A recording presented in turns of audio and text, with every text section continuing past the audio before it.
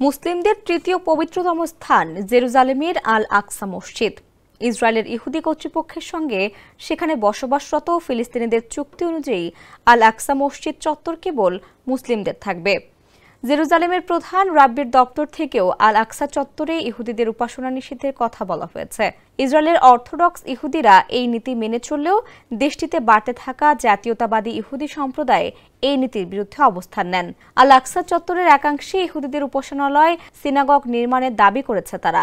এবার আইন কানুনকে বৃদ্ধাঙ্গুলি দেখিয়ে মুসলিমদের পবিত্রতম স্থান আল আকসা মসজিদ চত্বরে হামলা চালিয়েছে কয়েক ডজন ইসরায়েলি বসতি স্থাপনকারী।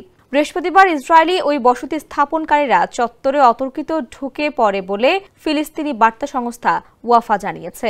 কাতার ভিত্তিক সংবাদ মাধ্যম আল জাজিরা বলছে, এই বসতি স্থাপনকারীরা ইসরায়েলি নাগরিক। তারা আন্তর্জাতিক আইন লঙ্ঘন করে দখলকৃত পশ্চিম তীর ও পূর্ব জেরুজালেমে ফিলিস্তিনিদের জমিতে অবৈধভাবে বসতি করে তুলেছে। প্রতিবেদনে বলা হয়েছে, ইসরায়েলি বাহিনী নিরাপত্তা ব্যবস্থার আওতায় মসজিদ প্রাঙ্গণে প্রবেশ করে ধর্মীয় আচার পালন করেছে ওই বসতি স্থাপনকারীরা।